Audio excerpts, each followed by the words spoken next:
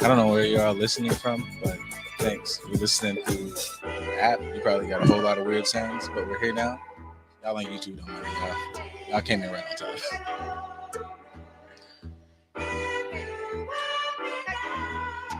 They're gonna just have to take this down because the song is lit.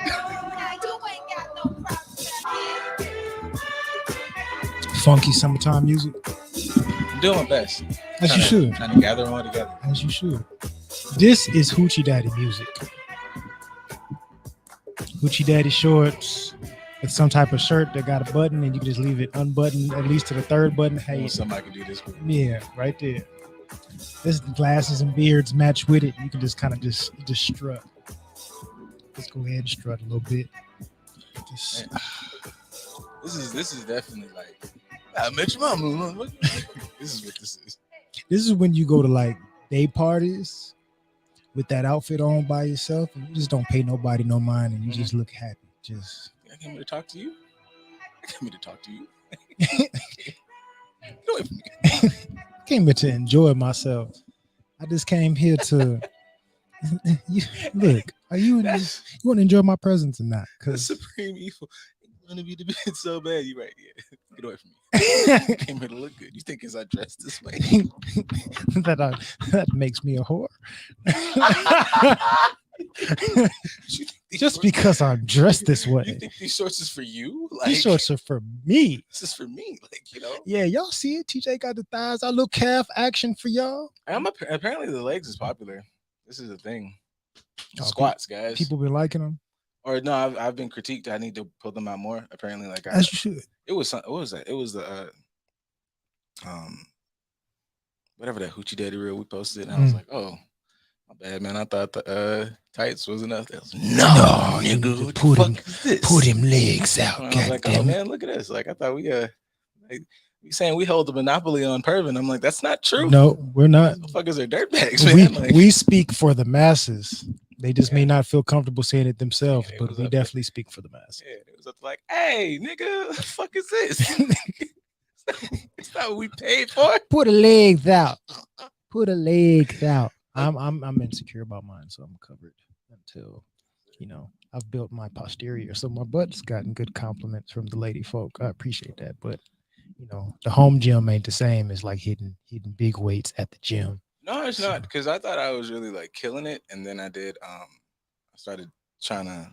Also, if you're like a dude who thinks he's like into fitness, you gotta follow some of the lady pages. Absolutely, because like the like posterior, anything I do like for the posterior is all for that I've stolen from like women fitness things, and my sister, and she's big on like the hip thrust shit. So I'd be like, I was doing them on the leg curl machine for a while. Then I was like, let me move up, and I was like, oh, this. These suck. I mean, I'm still up here in the 405, so don't play with me. It's whatever, okay. But like, it's all right. But yeah, hip thrust, step ups, all types of different things that target the gluteus. Hip thruster, motherfucker. I don't know who's like in my mind. I call them fuck ups, but I be thinking I'm like I'm not really gonna like. There's no real reason to go up to like anything in the fours because I'm not really hip thrusting anything 4 and above. I think if you do that though, good for you. I just don't think I have that type of. You got to rep for stamina. All you need is 2 plates, 225. Oh no, I'm killing those. And you just keep repping that out like. Oh yeah, no, anything I'm solid. Anything 225 and down is a wrap. I think I actually can. Anything really 315 and down is a wrap. Okay. So like anything like the snooze or the She-Hulk pop up, bro.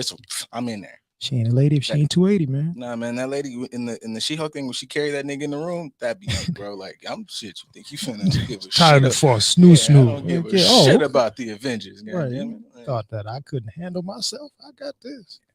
Boy, yes, that's like that man probably has so many. He could have the bragging rights for like the next 2 to 3 years, like as a regular human. Like if you like She-Hulk really like express her sexuality. So if you're a superhero, it's like, yeah, me too, nigga. Like word to Luke Cage. Anyways, if you're like a regular dude, they'll be like, I knocked She-Hulk. You gotta be the man's for like at least 6 months. Nobody can tell you anything about you for 6 months. At all. Especially if you get to like walk away from it and your pelvis isn't like atomized. This is not shattered. Yeah. You can still walk away with your head held high and you got the job done. Right. You can feel good about yourself. He does. I did that. I'm out here. Yeah, always got a little picture up for the profile. Okay. Yeah. Oh yeah, fancy. Y'all fancy as hell. Speaking of Marvel, we discussed this yesterday, and I Go ahead. just, Let it out. if anybody's out there, right, Let it there's a out. show called Death Battle. It's a good show. They Mm-hmm. compare a lot of, um, you know, geek, comic, anime, nerd, whatever the fuck's out there. If they've got powers and they can fight, they make the show. It's a good show. Right. Random plug. I don't know them niggas, but I just been saying this for years, and I think it ties into probably where the conversation is going to go. Is I want you guys to have a little bit more depth in things, just understanding where the intricacies of a thing. It helps because y'all been playing with Magneto. Y'all been playing with Eric Clincher, Magnus, whatever you want to call his name. He's got a couple names, as just a man who throws metal. And like he controls magnetism, bro. They was up there talking like he could just pull an atom apart. You know what you could do if you could just demagnetize atoms? You could just blow the whole. You could just blow everything up. He can control anything that metal touches, right? The electromagnetic The iron field. in your body. We glossed over that in the movie. He pulled all the iron He out of the did. guard's body He wrecked, bro. and used it to escape. That's not just like I can bend a spoon. That's Like just that's wild. that's bananas. I can take the iron out of anything. And that's not like solid iron. I had to find those little particles and mold them into things and take them out of the body. And that makes me think like I'm trying to shoot this somewhere. I think that makes me think like when you usually I feel like when you have those conversations about like movies and characters, it's like, well, we got to make it understandable for the people who watching the film. But I was Right? No, like, you don't. we all watching this. I know what the fuck I paid for. I'm here to see some crazy shit. If we can now watch like Doctor Strange like fall through universes, I feel like we can now get like whatever you want out of a character. Y'all can do that for me now, Mhm. because like you set the precedent that like shit's happening, I mean, mad crazy shit's the happening. books explain it in depth. If you look at comic books and stories and things of that nature, they explain in depth what this person can do to put it into perspective, and then we leave that context out of the movies. Yeah, because I'm just like, come on, y'all, like y'all not. Y'all would be scared of a nigga who can control metal, but like a nigga who control the electromagnetic field, I'm terrified of that man. He Like, picked up a stadium in the yeah, movie. he fucking like he can take punches from Thor and stuff just off of just what's that shit? Barriers and shit he creates. Like I just want y'all to stop sleeping on Magneto. Stop sleeping on stuff in general. But I just feel like that's way more. I don't know. I bounce between that. Like some stuff obviously doesn't need to be as complex as the people make it, Right, right. but certain things are cooler because of their complexities. You know what else might be cooler if we embrace it a little bit? Sometimes, like the bad guys, they're really better. If we really dive into it, because Magneto is considered a bad guy, and he's really better than a lot of the superheroes. I like you think my villain origin story into even like enjoying our field was based off bad guys. Because when I used to watch like cartoons, I used to see like like Superman and shit like that, and I Right. used to never understand how like a Lex Luthor was like whomping his ass, and I was like, oh, he's like really smart. And then like you watch like X-Men, and I'm like, he's in a wheelchair. He doesn't suck at all.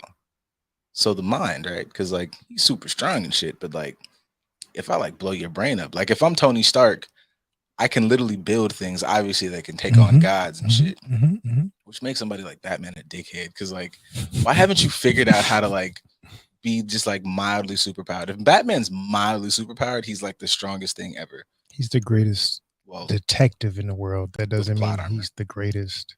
Can we weird parallel that came to mind just now? Because Batman is supposed to be the greatest detective in the world, right?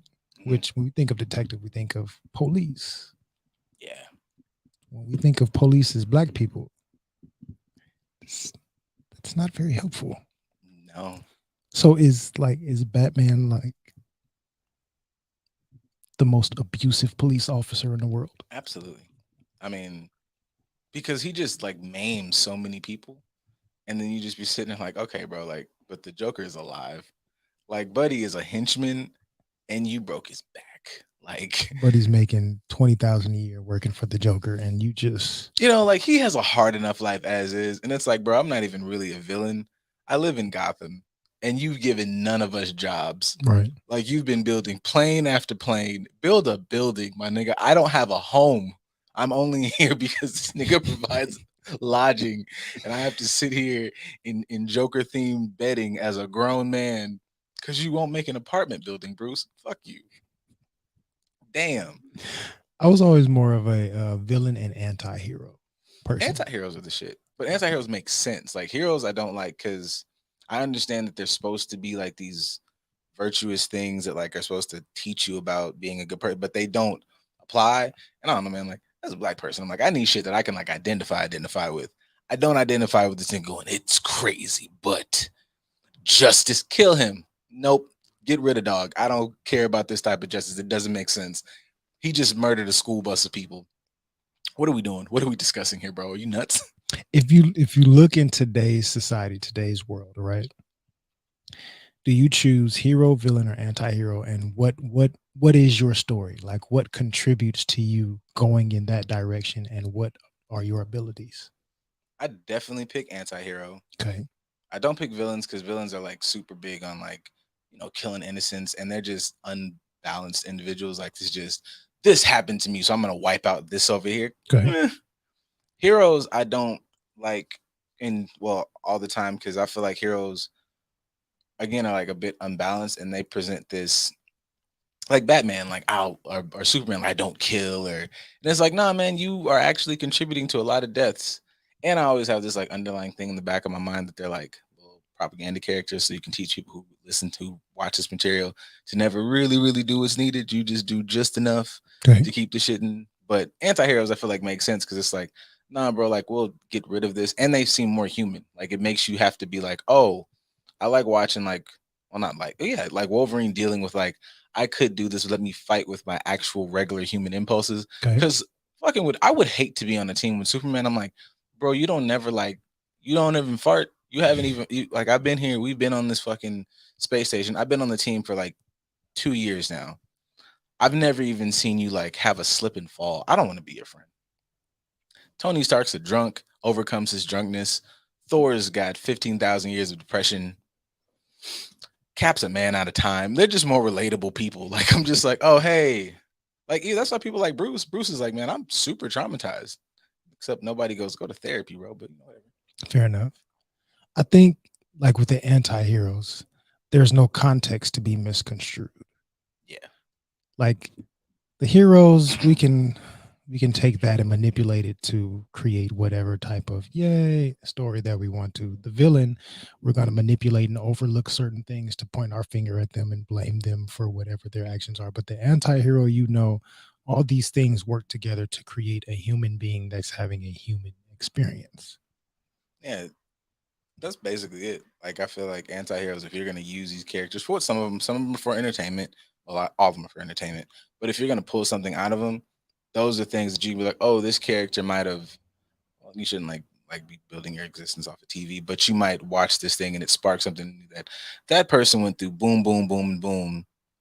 I can parallel that to my like bad day at work or whatever the fuck you going through, and then you kind of work the fucking transaction from there, as opposed to just like we're gonna save everything and everything's gonna be great. No, it's not, bro. Like everything will, Saving the day in my underwear. yeah, everything will not be great. But this dude let me know everything sucks, and he figured out how to unsuck it. I'm like, so that's cool. I would rather like figure that out. Okay. Going to the rest of the question. So for today's society, what is your trigger? Like what triggers you to be said anti-hero, and then what is your ability? What triggers me to be anti-hero? Try to use as much relevant actual information from today's society as possible. The internet. Everything, every day. The shade room, and Spiritual words and all of that. yeah, like Spiritual word has gotten better. yeah. I mean, They've gotten I better. say them like because they're popular, but they're not really the worst ones. No. Um, but yeah, things that I feel like yeah, like influence people to just say things that speak from like their worst versions. We all got a worst version. I got a super worst version. He's fucking rampant, but he's useful. But I just feel like things that allow people to just like sit in horse shit. I have like I don't know at this point. I don't know if it's a personal vendetta, occupational vendetta, just who I is. So when I watch things and I watch people say things, and okay, for instance, the Monique thing that's just been going on. I don't really care heads or tails about uh like I'm not picking sides. I feel like if Dale Hughley might be terrible at business. He might have done some whatever shit. Right. But like watching people, it's not even what she said. It's like her saying personal attacks at him and watching people on the end go, they tell it like it is. She tell it like it. She's a real. I'm like, that's not what that is. That's not what that is. What are you talking about? So the context is being misconstrued to make her a hero. Yes, that shit irks my motherfucking soul. Because, and like I said before, like certain things don't need to be that complex and certain things do. Like I'm big on somebody who can like, hey, wait, no, that might have a meaning, a deep or whatever. But I'm like, y'all not doing that. And y'all are using, don't be using like shit that's good. Yeah, I don't like, don't use shit that's like good and then make it like a dickhead. Like, don't be a yellow lantern. Green lanterns are cool. You yellow motherfuckers coming out here just making horse shit. We made stuff too. Yeah, but you made it from fear, bro. That's not the same thing. Right. It's stupid. So how do you fight the evils of the internet? Honestly, me personally, I just try to. No. Anti-hero version of you. Oh yeah, burn it all, and then I set myself up with good friends and barriers. Like Wolverine would bleed everybody, and he keeps going back to the X-Men, so he has people in his corner to go, put the claws away. All right. I'm gonna still hit this nigga though. All right, look, just don't fucking claw his face off. Fair enough. All right, cool. So I be trying to do shit like that. I have a lot of conversation before I do a lot of shit, cause You be want to do a lot of shit. I don't do at least half the shit that I could.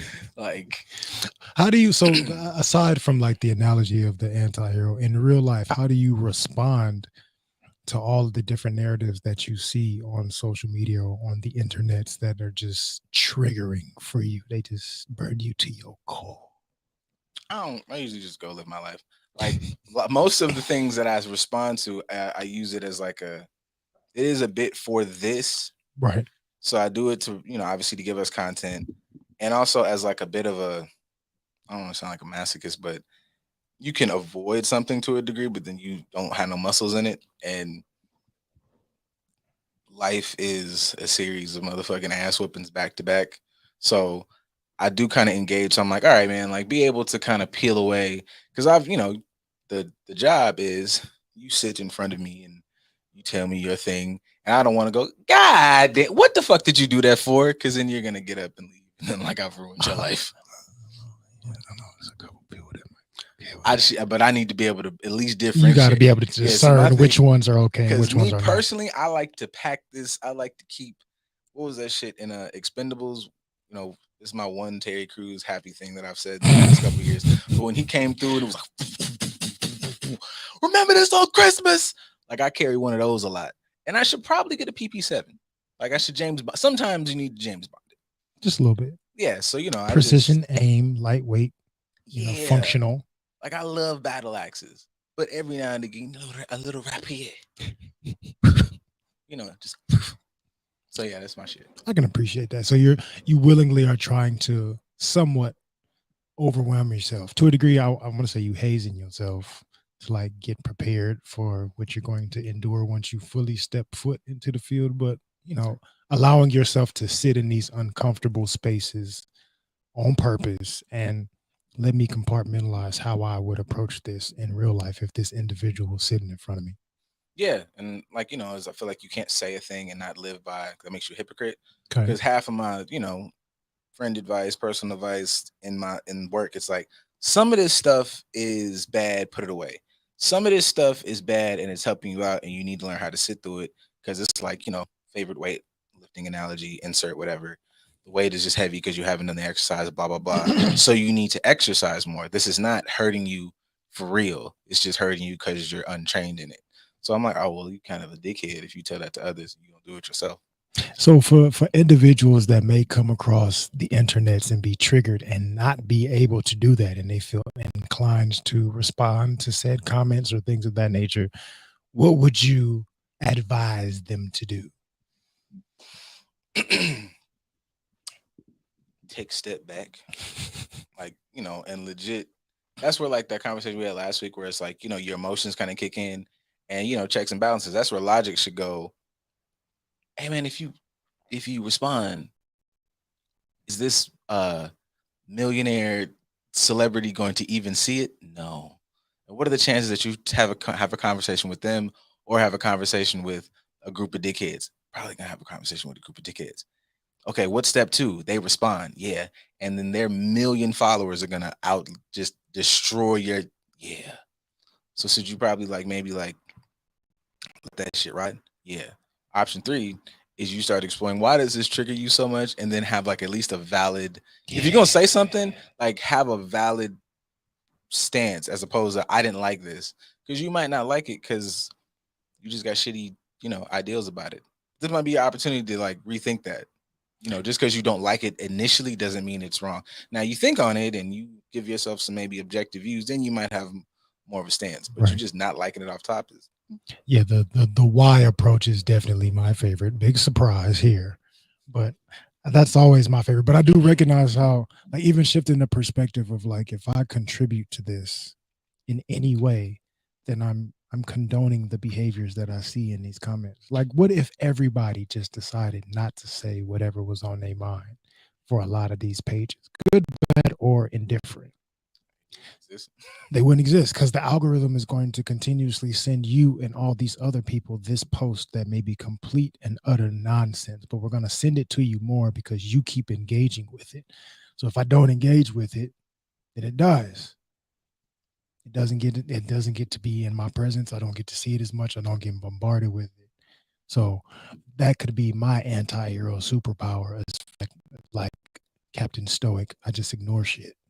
Yeah, And the more I ignore something, it's like not believing in Santa Claus. If you don't believe in Santa Claus, then he can't deliver the presents. pretty much. I mean, like, I know it's a bit of apathy and indifference can be like a bad thing, but yeah, just like some of this shit don't really matter. Like, can you believe that such and such said this? Yes. Absolutely, I can believe that. Yes. They've said that for a couple of months now. Their whole platform is yeah, I believe it. Do you realize the person that you're talking about? Did you completely miss their whole character profile? Yeah, they did this last month.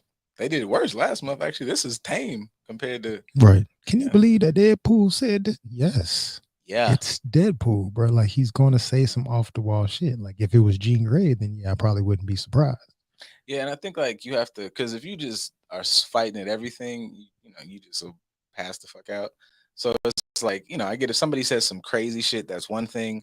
If somebody says some crazy shit to you, then you might have more. I mean, like, oh well, you might have a realm to say something or respond back. But I feel like that's the same way with damn near anything, because even the racists, it's like yeah, I don't really listen to. I take that back. I might listen to him, but I'm not gonna like lose my mind when I don't know Tucker Carlson says some weird shit because that's what dog does. Right. Like I have no. Can you believe he? Yes, yes, I can. That's what he's supposed to do. That's his The job. there's the movie on. I don't. Yeah, he said that. That's his thousandth racist statement this week. Cut that shit off. Fucking Keep watch the show. scrolling. But that is a good analogy for helping people understand how to control their environment, so to speak. Because I know we ain't the only ones that get triggered by the internet. So I know we're not the only ones that will go into the comment section and just see mounds of madness being shared. That just my approach, and people that know me well enough know I'm burn it all is my I burn all this shit to the ground. But also being able to recognize, like, I don't need to participate in this, whether I'm not going to pay attention to this person or pay attention to this post, whatever it is. I am contributing to this space being bigger than it needs to be. So let me get my shit together, let Yeah. me mind my business and continue to progress forward and not even engage. Though I have had my low hanging fruit moments where I've tried to be the voice of reason in certain comments.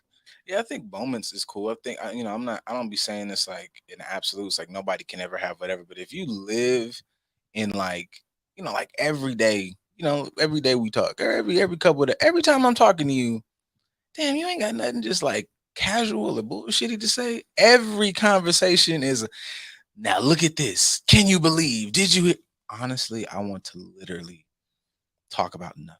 Right. Like that's perfectly fine to have just a fun, casual. I don't want to be seeing it every day. I can understand that for us because I'm pretty sure people get sick of us, like in real life, having the logical solution based approach to everything or the therapeutic approach. And Oh yeah, I don't. just wanted to gossip. It's like, yeah, but I ain't got it in me to gossip. So here's some logic for your ass. Yeah, I be telling y'all like I don't know why y'all came to me. Like what did you commercials?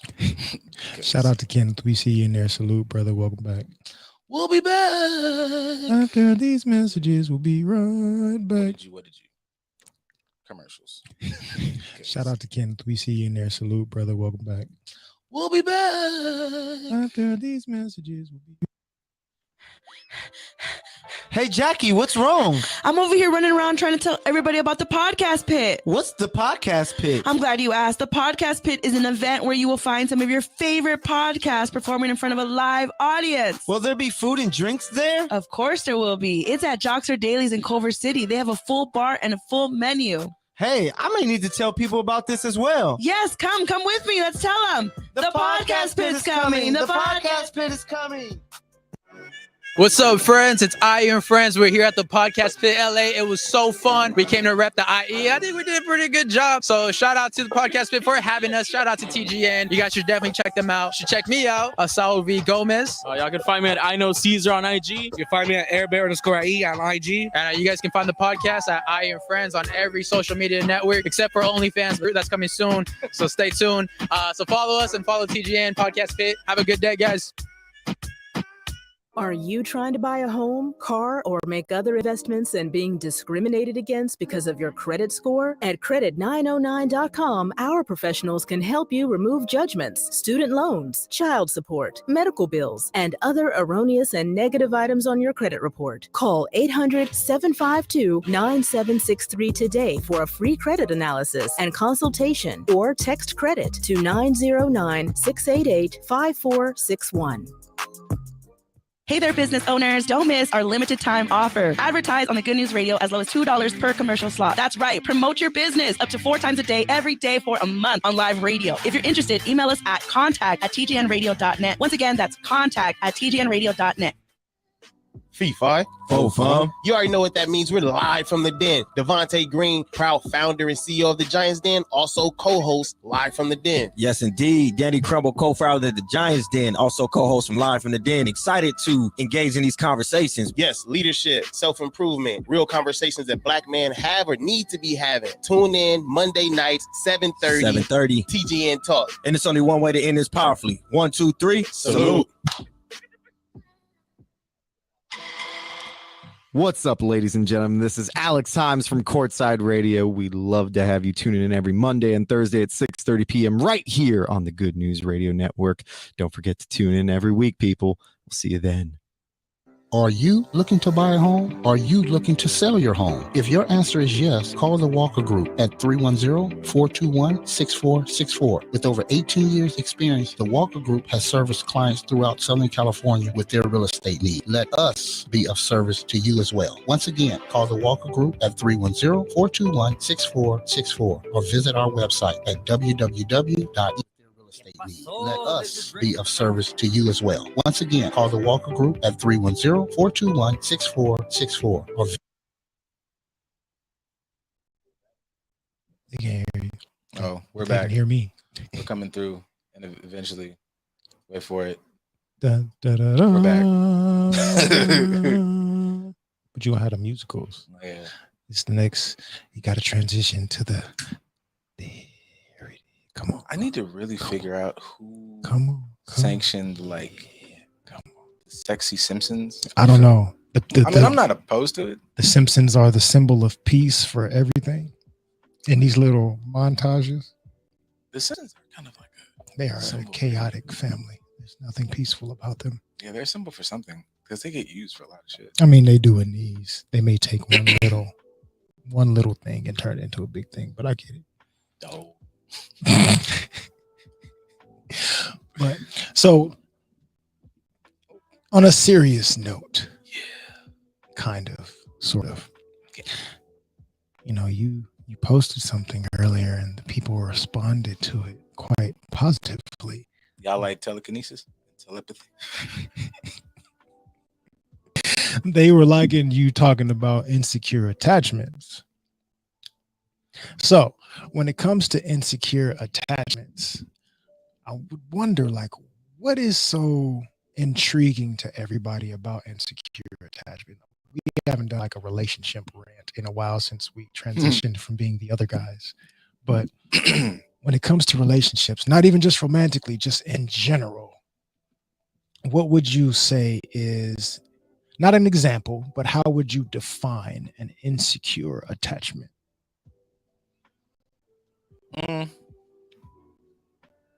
I mean, a simple play on words is like it's your attachment is led through your insecurities. Like a lot of shit we say like in our music is things that are like insecure attachments. I was listening to something earlier, like while I was sitting in the studio, Mhm. and it's like a line that everybody says, like, if you love me, like prove it. Like Okay. that line is stemmed from insecurity. Like thinking about things we say, like you learn that a lot of shit you do or say is insecurity. Like I've said on here, like avoid attachment styles, anxious attachment styles. Those are all forms of insecurity. Like just how you are attached to a person or a thing is birthed out of your insecurity for said thing. Okay. Like don't leave.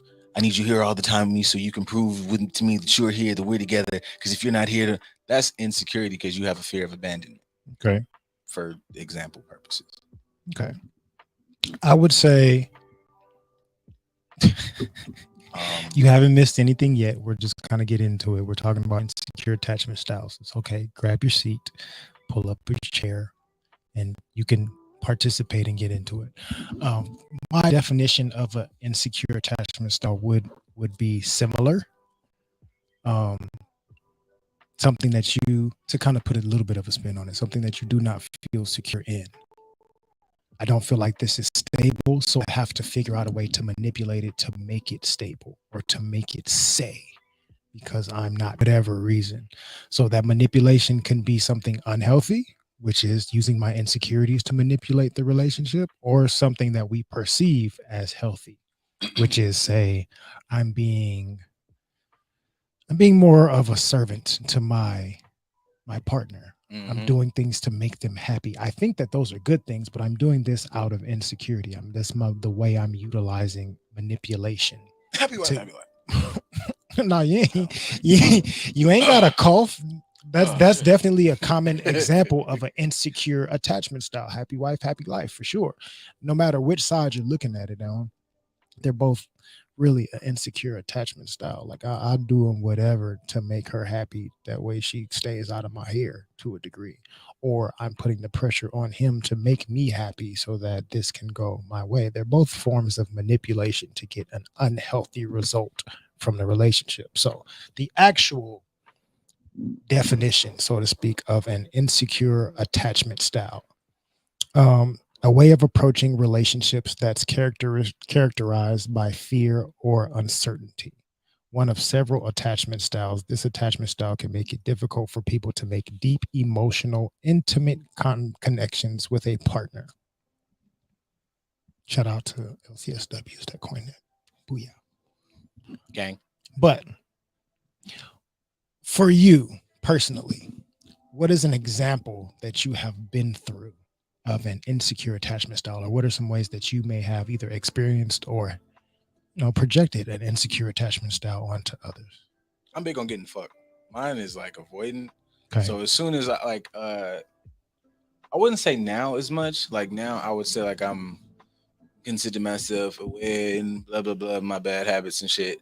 But I know like definitely like throughout like college and like early 20s, I was like, yo, I was very insecure about these things. Seem like they have like a hook in you, like because everybody, like a lot of my niggas was running like the, you know, that's just my girl, and I just really like dig her, and you just gotta make her happy. And I was like, I don't want that shit. That just seemed like you get your ass whooped all the time for a little bit of pussy, and you just aren't showing. And it's not saying before anybody just jumps off, it's not saying all that person was is pussy, but what it was is you've never come here, my boy, and told me what she's done for you, and not like on some tit for tat shit. She just doesn't seem as invested. You seem to be this workhorse, this mule for her happiness, right? And you get to get a couple kisses, you get to watch some shows you don't like, you get to just pretend all the time. You just do a whole lot. And I'm like, yeah, I don't like that shit. So as soon as I've cut shit prior to getting some ass. It was close, and it was like, oh my God, I just feel like I can connect with you. And I'm like, I'm gonna connect with this dough.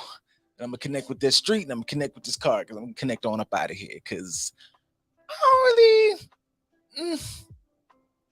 And then on the other side, it's been the anxious, because you know what you are, you attract like your opposite to help you get your bullshit out. That's spiritual. Right.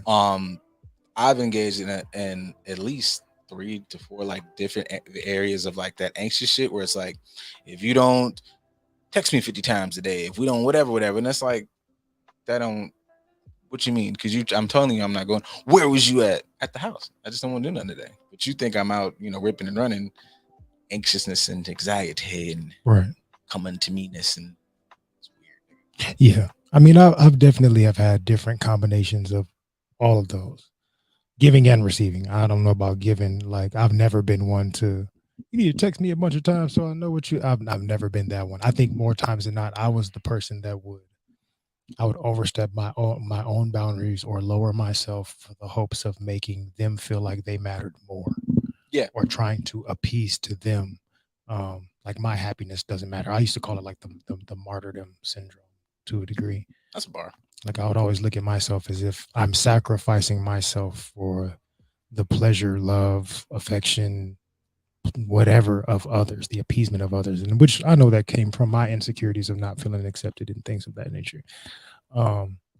The reciprocal of that, or what I would receive, was sort of what you were saying. Not to that extent, but I would always get the anxiousness as far as ultimatums. That I get that. Like trying to rush me to their perceived, like, this is what I think we should be. And so when are we going to get to this? And in my mind, at least to protect myself subconsciously, I'm like, yeah, but you ain't giving me enough to prove that you deserve that investment from me. Like, I'm still going to treat you good because I think that you're important, or because my insecurity says that I have to treat you good and make you feel important enough to stay. But a part of me would always have that wall of like, yeah, but you ain't got past this wall yet that makes me feel enough to give you every aspect of me. That would be mine, but that would be part of that conversation that I've had. I know I brought that up before. It would just be like, that would make me think like, you kind of is on bullshit. You want to be in a relationship, but you don't really want to be in a relationship with me, because it'd be like, I really dig you, and I'm like, okay, are you sure? Right. Yes, absolutely. All right, man. Let's lay out these past 6 conversations we had.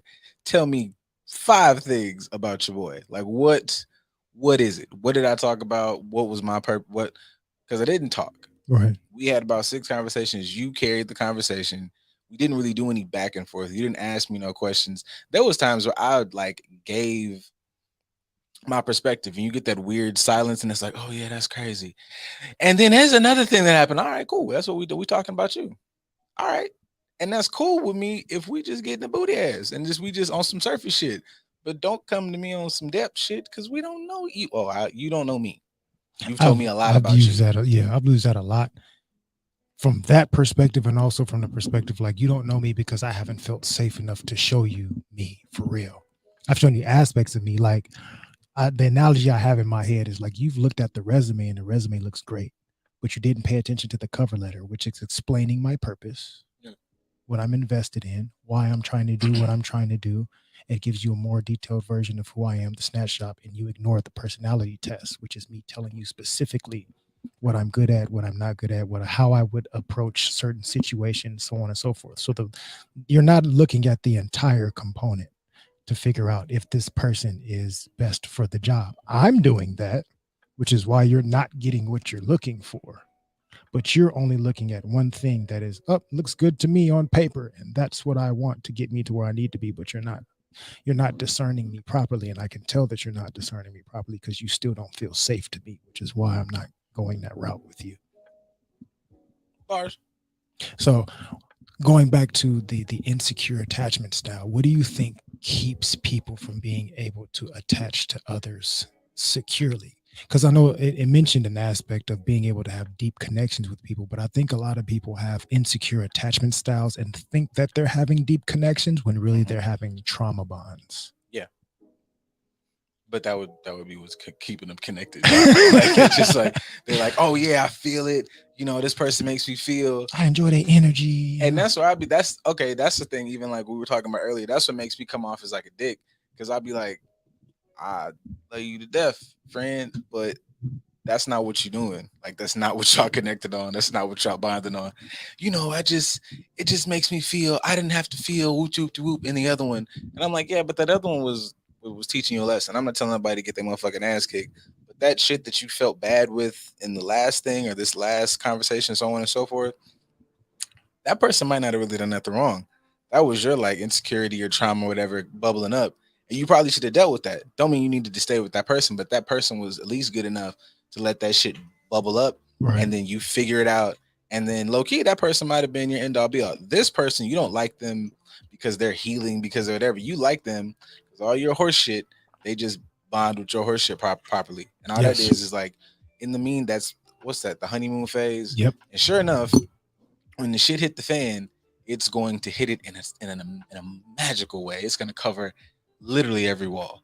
It's going to be so much shit everywhere. So like we talked about a little bit, or I mentioned in the first segment of the show, like the context can be missed, which puts somebody, or missed or manipulated, which puts somebody in a specific category: the hero, the anti-hero, or the villain.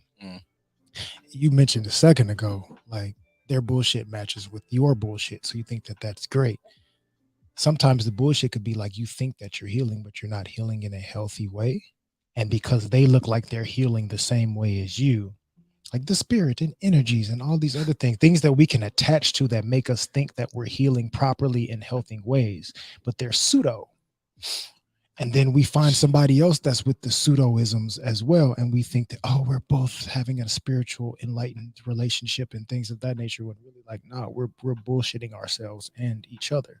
Pseudo at best, because some of y'all is just not even y'all, just anybody at a certain point in their journey. You just kind of have one of those moments. It's like we're not even really like bonding. If you like took 2 seconds to be just objective and look at yourself as said villain, it's like, hey, like that part in the movie where the villain's like, I'm helping all these people, and it's like, hey, bro, you realize you just murdered the whole town? And it's like, I did. Oh shit. You kind of had that moment with yourself. It's like, we really connect on these. Do y'all connect, or do they say things that feed as shit? Lay just said it up here. It was like, they feed your ego. They feed your unhealthy expectations, your gender roles, your conditioning. This is not a good fit. This is just somebody telling you the bullshit. Somebody that's not challenging you. Which that is another aspect that I think makes people like misconstrue insecure attachments. I want a soft love. You want somebody. Yeah, you want somebody that's not going to challenge you to get better, because there's areas that you need to work on. Sometimes you could take it as somebody challenging you. They're not challenging you in a bad way. They're helping you become better so that your bond can be an actual deep one that lasts the test of time. And I play the other side. Like challenging doesn't always, because I don't think people associate challenging with being against, and you have carte blanche to be a complete piece of shit. If you weren't such a fucking impatient dickhead, we would be better. If you weren't so fucking lazy, I'm like, that ain't an excuse to be abusive to somebody. But if somebody brings your shit to the forefront, that's on them to present it properly and in a state of, and that also goes back to why you saying it. Because if you saying it out of frustration and just wanting to shit on somebody, then no, you're not challenging them, you're berating them. Now I feel like, hey, I feel like we could work on this and this here. We've had this many incidents, and this has been what seemed to be the root cause. If I'm having to say, I think that you should maybe do whoop whoop, and I think I should do whoop whoop whoop, what do you think? Then y'all had a whole conversation. Y'all go home. That's challenging you to be like, we should be better than this because this is stupid. That's challenging you to have effective communication, which creates a deeper bond. So even with that, like it makes me think of how people say they hate small talk. Like I hate small talk, but like the small talk more times than not is what helps you build a deeper bond. Anybody can talk about some deep shit that like we both like comic books. We can talk deeply about comic books, but that doesn't mean we have a deep connection. Your relationship isn't going to be talking about comic books 24/7, 365. The relationship is going to be you maintaining one another and be able to have that small talk. And then something about that small talk is off one day, and something in your emotionally intelligent brain says, hey, that's not how they normally respond. Something's wrong. Radar, radar, radar, radar. Something's going on with them. And because you have allowed yourself to participate in small talk, you can notice, hey, hold on. What's really going on with you? Yeah. What's really happening with you? Because that's not your norm. And I know what it means when you have certain small talk. But just saying, like, you miss certain investments in certain things because you're focusing on this one aspect that is comfortable to you, as opposed to allowing yourself to step into other zones which may not be comfortable. So even as you said earlier, like sometimes you got to look at yourself as the villain. I immediately started thinking about myself. I always looked at myself as the villain. I did hero behaviors. Corny, I won't say corny, but I did, the stereotypical hero behaviors, but accepted the role of the villain because of what somebody else would tell me. Well, you're an asshole. Like, yeah, okay, I'm an asshole, but whatever. And it's not that I'm being an asshole, it's just that you don't like me challenging you. You don't like me saying things that are uncomfortable to a certain perspective that would give you the opportunity to run me. So I'm accepting the role of a villain. When really now I'm an anti-hero. I relate. Yeah. Because I used to lean into the villain shit, and like later on I was like, I didn't really say no shit bad. I'm not a villain at all. I haven't done anything like a villain is going to do things maliciously. He's trying to hurt you, trying to do this, trying to do that. The hero is going to try to save you from yourself. The anti-hero is going to be like, nah, you did that to yourself. I'll assist you if you asking me, but if you ain't asking me, I'll sit here and watch with a bowl of popcorn. I don't know what to tell you. Yeah, because I'll even use that for like the example of let's say keep it in like the relationship space. It's like niggas just want to fuck on hoes, and I was like, I think there's a demographic niggas that just want to fuck on hoes. There's a period of just fucking on hoes, but it's like, I noticed like it's not even like a lot of niggas now want to just fuck on hoes. It's like y'all just not good partners. Like I'm sure obviously you're an amazing woman. You obviously like you are the exception to all. Hey, you ain't got none of these issues, but it's like it ain't just like all these things that you say like should be a part of relationship communication. Are you good at those things? Fuck if you good at the shit that a nigga is asking for, because nobody's running on these 1950s shits that y'all say. But the things that you just asked for in a partner, yes, I want him to whoop doop doop. Can you do those things for a dog? Can you understand how you do them for him in a way that he understands and appreciates? Not you doing them in the way that you think is best. Because that's key. I can be supportive of you in my variation of support, but that does not mean that it's going to be supportive of you. My version of support could be triggering for you. That's one of my my little favorite lines, that my pseudo fucking intellectual shit.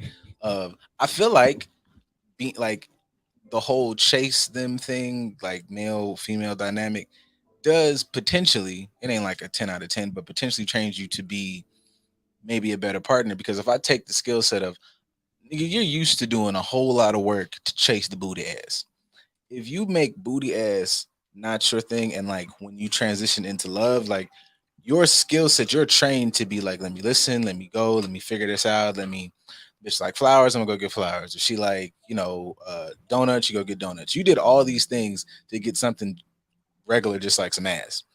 You transition that into going to get like the whole love thing, you might be built better for a relationship because you're built to give. On the reverse, if you think you are said prize, you never worked for dick, so you think you're finna work for the motherfucker's been fighting for love for generations. So you think you get that, and now you're like you're super skilled. You just gotta like you guys like you getting a Lamborghini and having no idea how to drive. You don't know how to drive stick. I mean that kind of goes back to your point of understanding how to give what you are requesting, right? So earlier we both talked about how someone is going to attract what they are. Like you presented certain unhealthy behaviors who attracted the opposite of that? Or are you attracted something that would feed into or grow off of that, which created a completely unhealthy dynamic on both sides? If you don't understand how to give what you're requesting, you're attracting what you are. So if you're attracting, say, a lot of people ain't gonna like this, but if you're attracting dudes that's strictly here for the ass, what are you doing to show him that you are strictly here to give the ass?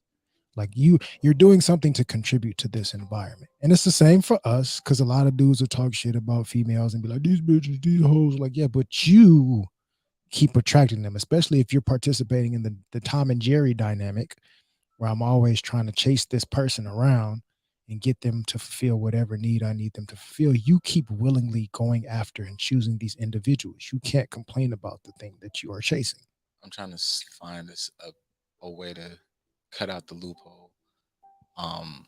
When you said like whether it's the dude or the girl, like he only wants to ass, you're only attracting ass. I think somebody might think I wear muumuus every time we go or whatever. I'm not showing ass, but you are. That's the avoidant. Yeah, but you are throwing out selfishness or some version of insecurity. That's what that motherfucker's attaching on to. Because I know, like you, anytime you had a conversation to get a little abstract, somebody used to go, "Well, I didn't have my titties out." That's not what I'm saying. It's not what I'm saying. It's not the fucking point.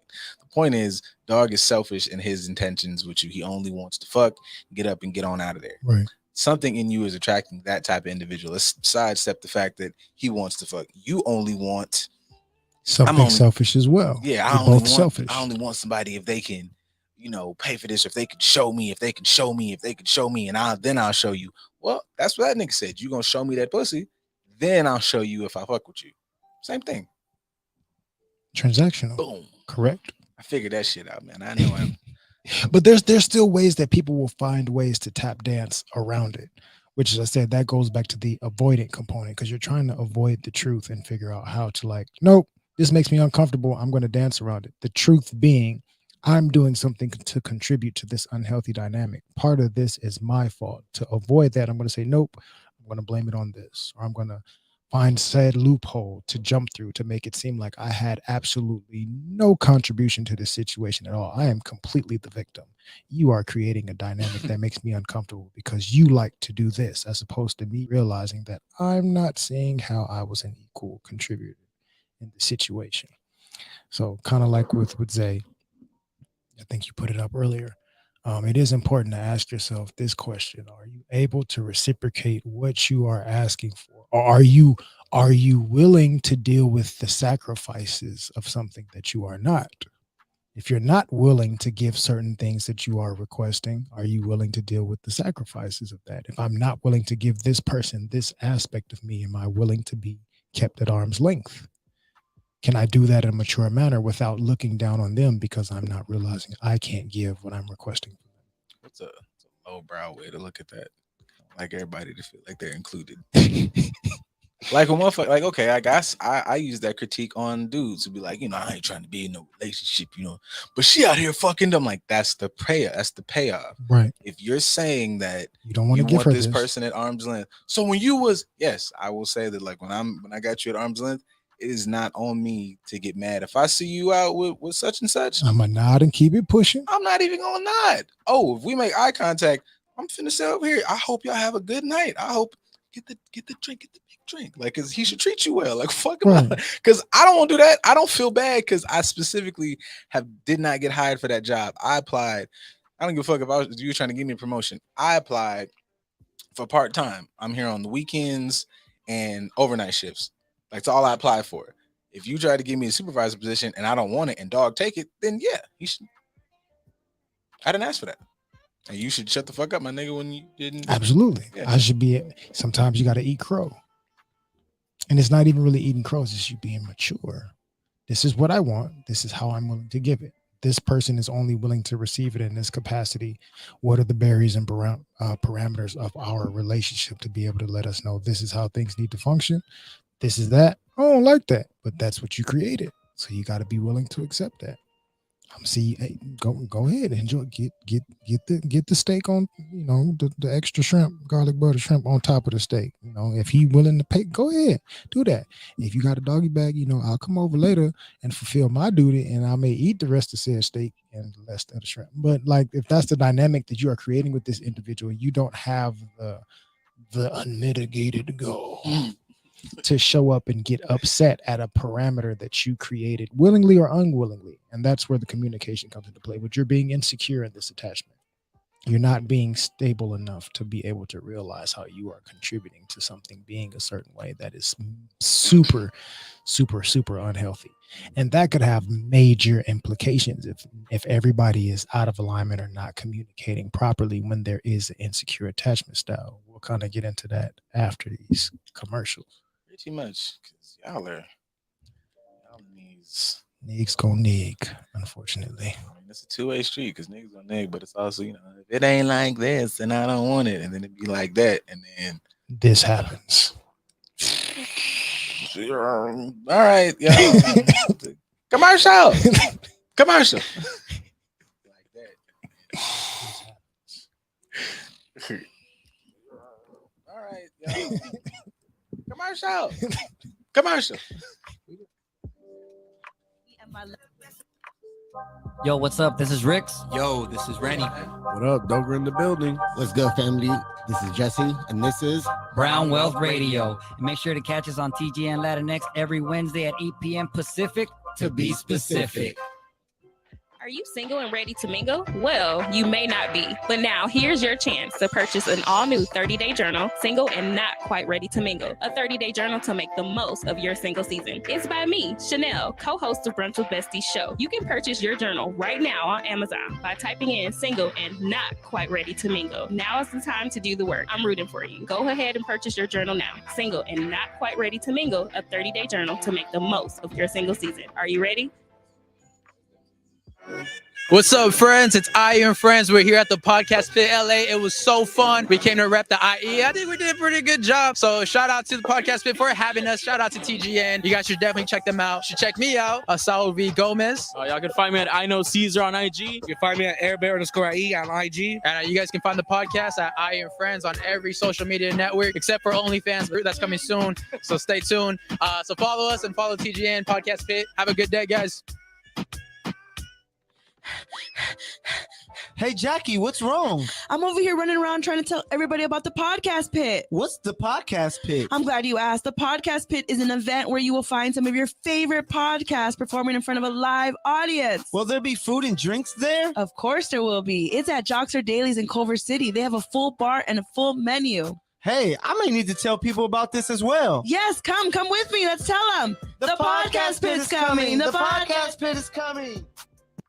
Hey, what's up, business owners? Are you looking to take your business a step forward? Are you looking for more people to know what you have to offer? You are in luck. The Good News Radio has a special deal for you right now. You can get a commercial slot 4 times a day, every day for a month. If you are interested, email contact@tgnradio.net for more information. What's happening, family? It's Dre, aka Big Draco. Be sure to tune in to We Don't Make the Rules live on Sundays at 5:30, only on the Good News Radio app. Find it on TGN Sports. Are you looking to buy a home? Are you looking to sell your home? If your answer is yes, call the Walker Group at 310-421-6464. With over 18 years experience, the Walker Group has serviced clients throughout Southern California with their real estate need. Let us be of service to you as well.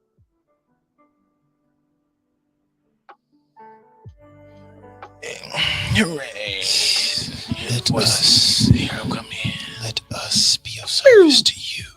Let us be of service to you. Hi. It's a service. Oh yeah, that. You get the good visuals with your conversation. But so the insecure attachment styles that can be detrimental. Right on time.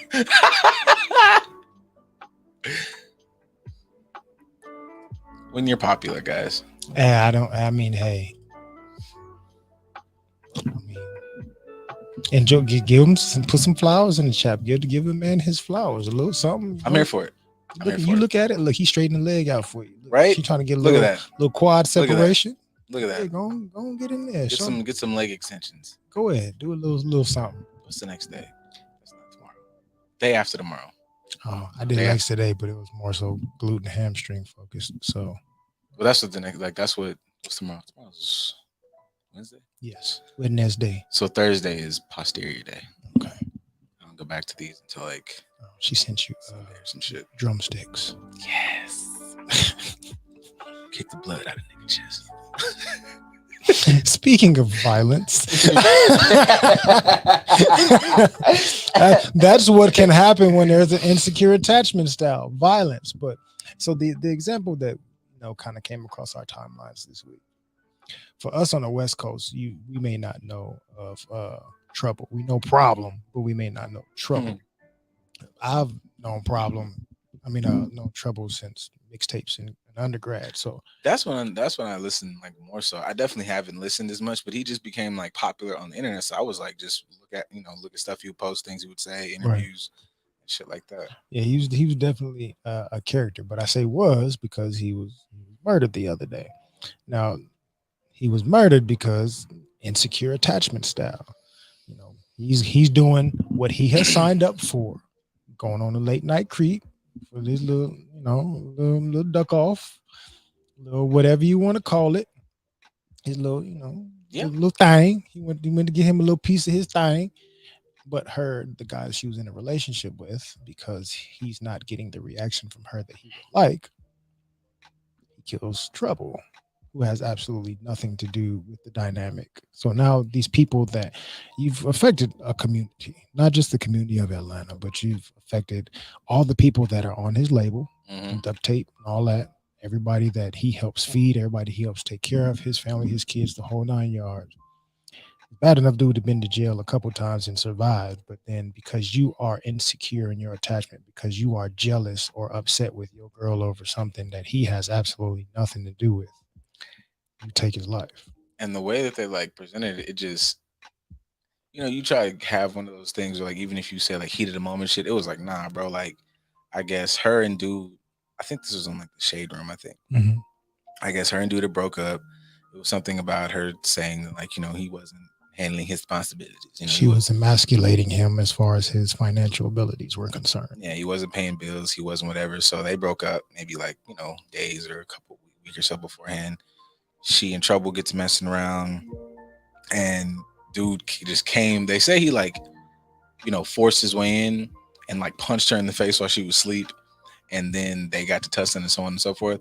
So in my mind, if they were living together, I don't know if like maybe you should change the locks, but there just is like a lot of variables. I'm like, man, it's just shitty all across the board. But I said I had to say, it's just like the amount of steps that dog had to go through, like to pull up, to get out the car. I just can't even put that in the realm of like, I was emotional. It's like that just, you made a lot of like conscious choices built on just it can look very premeditated, which isn't going to be good for your case. But as on some, and honestly, yes, on some of the most insecure shit that, that shit's crazy. The thing that I kind of thought about was, like we talked about the missed cues or missed context that can put people in certain categories: hero, anti-hero, villain. In his mind, Problem is the villain. Trouble. I keep saying Problem. Trouble is the villain. He is the hero, right? Or both of them are the villains and he's the hero. Whatever the case is, in her mind, Trouble is the hero because he's giving me what I was looking for, and this guy is the villain. From Trouble standpoint,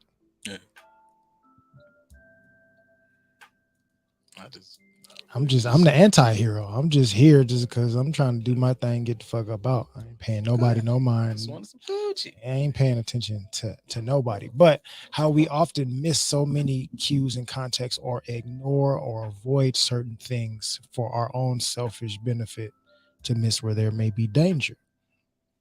You knew that you emasculated this man. You knew that you embarrassed him. Even though it may not be publicly, you bruised his ego, which we had a comment up there that mentioned earlier. Ego can be one of those things that can be problematic. Yeah. You bruised his ego on purpose as you split from him. There's nothing in your brain that said, I've been with this dude for this amount of time. I know he can react in a certain kind of way. I know that he has an unhealthy attachment style to me in this relationship, and I'm breaking it off with him. Maybe I should take some extra safety precautions, or even for trouble. I mean, some of that I feel like you could imply, or you could just speculate, because what the fuck you really gonna do? It's like, I'm gonna show you what I'm gonna do. Right. And then, like, you may not, you get in trouble because, you might be scared for your safety. But if you don't let dog into what's going on, because you run the risk of him going, you said, buddy, finna do what? Oh, good luck, babe. Like, I'm finna go. Not even that, but but that's what I'm saying for trouble. Trouble, big hood nigga, drug dealer, gangbanger, the whole nine. Got bitch, I'm trouble, baby. Like, nigga ain't gonna do shit to me. Your ego gets in the way, that's which makes you avoid. Yeah, makes you avoid all the dangers that. Ain't worried about no real ass nigga out here, dog. I'm trouble in these streets, motherfucker. Like, nigga ain't gonna do nothing to me, dog. You know how that nigga talk, real mush mouth. Talking about gonna talk about me and motherfucking trouble out here. Like, so you're getting in your character bag. You are becoming your anti-hero so much so that you are avoiding the point where you need to. I don't have anything to do with this at all. Or maybe I need to not go over to her place. Maybe I should just get a hotel room. Because it may be a danger zone, and if we gonna do our thing, maybe you need to come over here where it's safer. Or since I am street connected, maybe I need to have some people in her area. Like, hey man, keep an eye on her. Like, not because she my girl and she really important. This is a scrape. But at the same time, I still care about her as a person. I want her to be safe, and she might be dealing with a crazy dude. So y'all keep y'all eye on her just to make sure that she's safe. Like, everybody's missing cues, which leads to two people losing their lives because he about to go to jail for a minute. And if he don't go to jail, whoever in Atlanta is going to get hold of him, and it's going to be a wrap for dog. It's up for you kill for you. That's like killing essentially like a Nipsey. It's up for bro. So it's a wrap for him. So he's going to lose his life in one way or the other. Trouble's lost his life, and now she has to deal with this long-standing trauma. And that's, and that's depending, like, how people react to it. Because I even saw things online that were like, like shifting blame, like, everybody starts getting a little speculation back. Right. And, this, all of that shit is just extremely fucking dangerous. But like, this is where I get into my little like villain bag or anti-hero bag. Cause it's like looking at situations like this is where, like, when you said earlier things that like irritate me online, cause I feel like there's like it's not even like a string. There's a strong, like, Golden Gate Bridge worthy level connection between what dog did and I like him clingy, all about me, apply pressure, whoop, whoop, whoop. It's like some of these things are not showing interest. Some of those shits are breeding grounds for a motherfucker to kick your door in, punch you in the face, and shoot whoever's in the house with you. Like, it's an insecure attachment. You are willingly looking for unhealthy, insecure, enmeshed attachment styles in your relationship, and you're thinking that is investment. You're thinking that that's worth, when really that is danger. I don't even think a lot of y'all think that. If we're gonna be completely like, if I'm gonna get my big anti-hero bag, go ahead. You go for, I want them clingy, attached to me, apply pressure. I'm specifically looking for an insecure attachment style to latch on to my insecurity, my ego. I want you to make me feel good, make me feel important, because you're not looking for love either, my nigga. Like, all of that shit is bullshit. And that's what I'd be saying. This is where, the fucking villainy or whatever or anti-hero shit comes up, because I'm not saying don't go out there looking for the relationship you love and deserve and all that good shit. But y'all don't be looking for real shit. Y'all be looking for insecurity. And then situations like this happen. All of a sudden, everybody's like, I can't believe it. Yeah, you could. Because that's you on a fucking bad day. Maybe not. Maybe you might not have a fucking hood nigga with a motherfucking like gun just coming in and shooting and punch you in the face. But you got a regular dude who's trying to be a lawyer, but he had a bad day. Like, just because he know the law don't mean he had his emotions in order. So he hops through your window and, like, scissor kicks you in the fucking jaw or whatever. Because I can't believe you were sitting there fucking with Thomas. Same shit. Yeah. He got pushed to a certain limit. You didn't pay attention. I mean, the example that popped in my mind was fucking Melvin. or whatever his name was off of Players Club. Like, I spent a lot of money on you. Yeah, yep, that shit. The regular dude, but he got pushed to a certain limit. Not to say it was his fault. He definitely misread a lot of cues and had an insecure attachment with her as a dancer, but it made him respond in a very unhealthy way. It's the same with you niggas. Like, I like when she look spicy and keep all that shit. I want my food bland. Don't break my shit. Don't fucking hit nothing. Don't cuss. Nah, man. Take out. Is that black pepper? Get that shit off my food. I don't want none of that. Like, no. Take all that shit off. You are avoiding when it comes to the spice altogether. Shit mild. I'm not avoiding when it comes to the spice, but it just is when it comes to like conflict and when that shit get into, because niggas are just as insecure. So niggas will take, if a woman wants to have a conversation with you, that's not good. If she want to blow your car up, it's like, yeah, I know she fucking yeah, she gonna do that for me. Yeah, I know she's gonna do that to you. What? It's a red flag. Or even just, I've had a conversation with some people like they're willing to do that for their female friends. I'm like, red flag. Are you willing to ride for your homegirl and do that for her? You think that somebody else ain't gonna think you're gonna do that to them? Oh no, I'm not gonna like Captain Avoidant. It's been things where it's like, oh hey, we've been talking in this evening, and I got a couple cool little side eyes. I might can shoot that. And some of the conversations like that come up, and I'm like, I'm gonna go ahead and put my dick back in my pants. Like I'm not even. Nah, tap out, bro. We not doing that tonight. That does the trail ride out into the sunset. You said you was gonna do what? Yeah, it was crazy, like because, and then we was driving, and it was like just, and it was crazy. That was a crazy night. I don't do it all the time though, but you never know. Like you never do know. I'm gonna go ahead and step out though real quick, and then I'm out. Because what the fuck are you talking about, nigga? Like what? I'm out. Missed the cues, but that's good for you, or individuals that are able to recognize red flags within a relationship to avoid these insecure attachment styles. You need it. Like, look, Hove did that, so you ain't have to go through that. And I respect all my homies who've gone through whatever y'all have gone through, because I haven't avoided a bunch of shit, but it's some shit I've heard niggas say, and I'm like, oh, you did that for the both of us. You did that for me, and you did that for my future kids. Because what? Right. Yeah, nah. Shout out to Zay. This is the energy we need from all people, lady folk and men folk.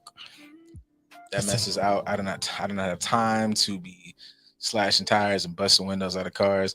I'm not gonna hold you, man. Every time I see somebody post that shit, because motherfuckers be loving that whole what was that shit? Waiting to exhale, like burn his car down. And I think bro was messed up, like I'm a hot woman and whatever. But also that shit's crazy because it's just that's a level of like, how much a car costs? I'm searching for a car right now. You blow my car up, nigga, I go to jail. Not even that, but if I'm that mad at you, why does destroying something have to be the thing that's going to make me feel better? Why is that my go-to? Because that says a lot about you as well. That means you have an insecure attachment style as well, that I'm willing to destroy something if it does not go my way. It's a bit triggering. That's what Wesley said, man. It's like, I love my wife. This is fun though. Nobody sees that part. Just niggas say shit. It's like, nah, man. Like, what if she's like, that's a lot of shit going on. Just go, run away. Oh no, man. It'll be what was that shit? I'm big with being up there, just like God. What was that? What was that woman who did the movie, the Pretty Woman movie? Oh, Sandra Bullock. I want to say Sandra, but it's not her. It's whatever her name is. But there was a movie where she goes to India and shit and just be fine and live laughing and loving, and it's like, yeah, me too, nigga. You try to blow my shit up. Where have you been? Bitch, I was in India for a year. I don't even know you no more. Don't talk to me. I definitely destroy some food when I'm angry. So you are willing to harm yourself because of an attachment style not going the way that you would like it to go. Eating your feelings, but that may be something that you address within yourself. That may be an unhealthy attachment style that you have to, say, breakups or to loss or to drastic traumatic change. You feel like I have to destroy or sabotage myself in some capacity to make me feel better. And you got to address that. What makes me feel like I have to do this to make me feel better? What does this do for me? Now, don't get me wrong. Food is absolutely magnarvulous. It's fantastic. Any word that you want to make up, food is wonderful. But how you interact with certain things definitely lets you know where there's some red flags and radars that you need to have going off to help you improve. If I love somebody so much, or I won't even say love because it's not really love, but if I feel like I love somebody so much that I'm willing to kill them, destroy, and to let them continue on with whatever their life is, whatever their path is. Why is that? What have I gone through in my life that has caused me to like, I'm going to destroy things when it's not going the way that I prefer? Because it ain't your first time. Yeah, see, I think that shit even like goes outside of like even if you took it non-romantic and there's like something that's still popular, like I only got like 2 or 3 popular things on my mind because that's really all I have the capacity to hold. Because y'all be just doing shit every day. Right. But the Monique and DL thing that we talked about earlier, like Mhm.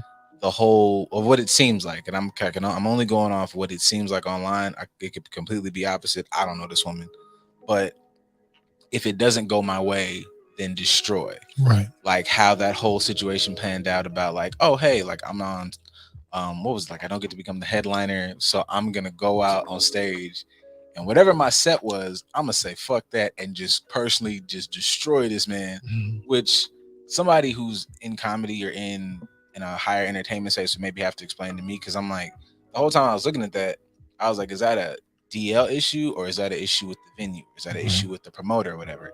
Either way, even if it was an issue with him with bad business, the levels she's gone to like disrespect him personally, I was like, that's fucking crazy, my nigga. Like She's missing a whole bunch, or she's manipulating a bunch of context to make him the villain and herself the hero, when really that's not the case at all. It's just misguided anger. and I've seen like, you know, I had to even say this is what made me think she was like wild and wild. It's because usually you see like a big split in the internet. The first day when she was shitting on it, you saw a lot of, which I always feel like is like a dangerous narrative that I'll probably come back to, where it's like, you know, she tell it like it is. And I'm like, I gotta stop looking for motherfuckers to do the same bullshit that you do to justify that. Like, that ain't what that is, bro. Like, if you lying, I'm super sensitive on like some black man shit because you lie on us. That to me is tantamount as you tried to like, you know, make an attempt on my life. Because a good lie will put a nigga in the ground. So trouble. Boom. A good lie will put a nigga right in the ground. So I personally like just never like that shit. And I don't like the idea that you could just tell it like it is tantamount with you just being a whole infant in somebody's face. But anyways, the whole back and forth about that, when I started seeing like first day they had the whole video, I'm like, yeah. Then when she kept posting things, when I started seeing people in the comments go, hey, this was funny yesterday, but like doing too much now. Yeah, what this got to do? And then like all the contract shit or whatever. But even that of her like going, you know, like nobody could just go, hey man, like let's handle this. I'm not even gonna say privately, but just more effectively if the man had done bad business. Right. So the idea that you get on stage, and to me personally, I would probably feel the way because if I'm like, I came here to watch you and to watch you tell jokes and be funny, this isn't funny. Right. So you're kind of burning down the fucking world because you feel away and haven't like thought that shit through. And I don't even say that shit as like as a partner, because I'm like, you know, that kind of even bleeds over into some of that like Will Smith shit from last. I'm nobody's non-advocate for. I very much had to have the no, I'm good, relax. You don't have no, relax. Hey, I'm fine. Right. But if you got somebody, I couldn't imagine having somebody who's like, take that back. I could, because I've done this. I did this like I really only did it one time, extremely like 2 moments in college where it was like, I don't really know her like that. She's with the group now and like talking whatever, but she's getting a little rambunctious. She's starting some shit. Oh, they're yelling. Let me walk out the side door, because you're not finna get me fucked up or shot out here because I absolutely burn the world down for you when it's justified. But if I'm checking that, you're not finna put my life in jeopardy because you having a temper tantrum. Yeah, that's not protecting, and that's like co-opting real issues. Like protecting, there are people who really need protection. There's black women who really need protection from fucking villainy. You don't need protection. You're looking for me to enable. Yeah, you're a dickhead. And me enabling can lead to me being disabled. I don't have time for that. But so randomly, as because we've talked about the relationship aspect as far as romantic relationships, but you did bring up, say, a business relationship between Monique and DL or something along those lines. So the insecure attachment style can be in a lot of different relationship dynamics. Just because we know talking about burning shit down.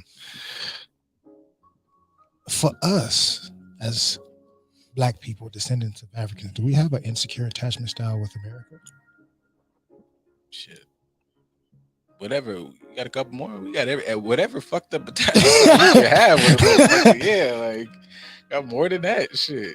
I mean, that's a random thing that it came to mind, but it's not my first time thinking about it.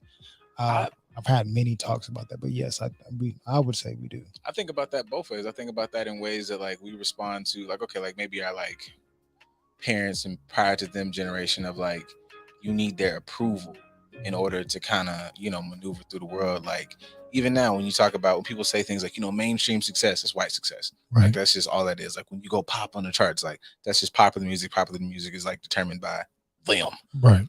As opposed to making our own and shit like that. And then on the flip side, you have people who are like, you know, I wouldn't say that that is insecure, but there's just their whole platform is based on not having any interaction with them. And it's like, well, no, you just tell the stories, make the content you want to make, but not always having to be, that's how you maybe get into one of those like Ashley Hotep spaces where it's just like, and the white man is like, I'm like, hey, I like Adventure Time, bro. I don't give a fuck that it's a little white boy on the screen. Like, I get you, but like that dude's made of ice. It's a talking muffin. Like, I get it. But also don't be that guy either. Right. So absolutely. I feel like that shit like is rampant in every aspect of our community. Okay. When it comes to, you know, we're therapy, so we have to give people some coping skills or some interventions to help them with not having insecure attachment styles. What would you suggest to people to let them know either to recognize an insecure attachment style that they are contributing to in some capacity, or how to cut ties with one, avoid it, whatever the case is? What nugget would you give the folks? I wish I had like more of like a blueprint on how to be more like self-aware, because it always kind of boils back to understanding your why. Because if it makes you uncomfortable, that's one thing, but understanding why it makes you uncomfortable. There's a difference between the feeling of discomfort when something is challenging you and the discomfort of something like hurting you. Right. This is giving me anxiety. This is giving me stress. This is really like something targeting me and fucking with me, like, as opposed to, you know, like if we're going to use like interactions with white people, you might have a boss who happens to be white, who sees your potential, who is challenging you to be better, and then you have a racist boss who is fucking with you. Right. But you need to be aware enough to be able to kind of separate the two.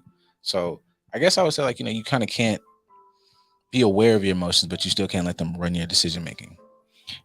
That's along the lines of what I would say. More so, because we talked about, say, romantically or even platonically or even business wise, whatever insecurities we have, they're going to create a mirror for us. So our environment is going to reflect what's on the inside. So we can avoid actually looking at the person in the mirror and being able to address the unhealthy flaws that we need to work on. We can ignore all the things that we need to work on bettering and end up still recreating a mirror image in front of us for the same things we were trying to avoid. So just making sure that people stop avoiding looking in that mirror and pinpointing the areas where you need to do more work. Hey, I got bags under my eyes, but I got bags under my eyes not because I'm ugly. I got them because I'm sleep deprived. I'm neglecting my sleep. I'm neglecting my health. Like, look at yourself and be able to recognize where you can have a healthier change in your life for the better. And then you will start to be able to better recognize these unhealthy attachments in your life and avoid them beforehand. Because sometimes I'd rather you avoid it beforehand and be able to, sidestep that moment. Hit L2 R2, do a little shimmy, get to the left and to the right to avoid it, than for you to sit up here and be in the middle of it. And now you have to figure out how to get out. Just to wrap it up in a word, you have to love yourself, but like love yourself, like honestly. Tough love, the same way you love your kid, your sister, your parent. Like at some point, it's like, hey, you fucking up, but I love you enough to help you through it. Like loving yourself is not contingent on you just, putting flowers and oils on your titties. love, and listening to shit like this and dancing through your apartment. That's cool. That's a part of it. But also, it's days where you need to like get some steel toe boots and kick your own ass, and then you cool. Challenge yourself. We need to look more at challenging ourselves in healthy ways, challenging ourselves to become better as opposed to seeking comfort, which is really validation for our insecurities. Bars. I don't have much else. Y'all Nope. gonna listen to this Gwen Bun. Y'all can listen to this and enjoy this light transition out. We shall see you guys next week, Tuesday, same time, same place, 4:30 here on the Good News Radio Network, on the app or here on YouTube. Thank y'all for supporting. Thank you to everybody that jumped in the chat and participated today. We love y'all. Have a wonderful evening. Have a wonderful week. Stay dangerous. I'll see y'all next Tuesday. Enjoy. Get some podcasts put in your life too, man. Like, it's like, what are we, like 3 podcast spits in now? Yeah. 3 or 4? Yeah. Go enjoy and wait for us to show up one of these days. Just be chaotic at some point. Yeah. I think we'll give chaos that night, maybe. Just a little bit of chaos. Bye. Once I come around, don't wanna go.